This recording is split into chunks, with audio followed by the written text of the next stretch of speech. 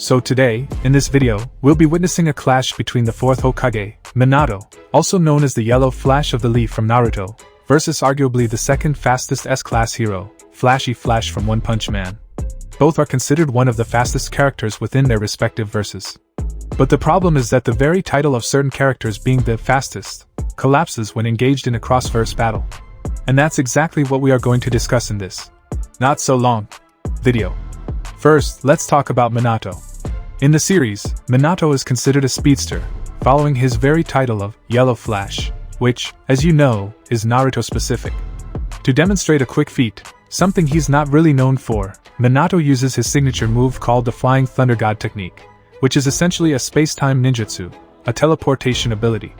But Minato still remains a speedster within the verse because that's how the narrator of the show perceives a speed-based character.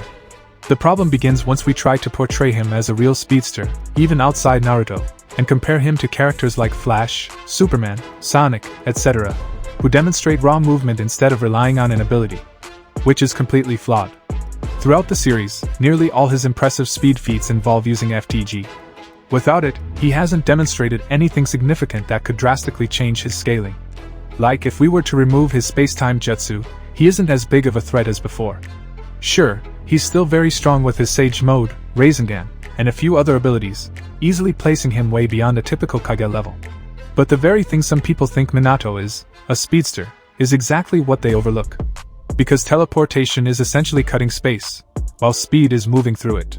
Overall, Minato, with his Sage Mode plus KCM plus all his abilities including FTG, scales around mountain level, with his raw speed, without FTG, being speed of sound. Now, moving to our next candidate, Flashy Flash. A ninja assassin trained under Empty Void, who's basically a real speedster. Flashy Flash has shown insane feats, such as comfortably destroying dragon-level monsters like it's another Tuesday, and even competing against Platinum S and Monster Garu without his sword, who are on an entirely different league. That's minimum FTL plus, and not just withstanding, but landing hits and tanking theirs. That alone upscales his speed to the same level, plus multiple statements in the manga of him surpassing the speed of light, safely reinforcing the claim. Overall, Flashy Flash with his sword alone scales around multi-continent level, and I can argue for small planetary level, not necessarily through raw destructive capacity, but with enough speed and attack potency to defeat monsters capable of such feats. Battle scenario.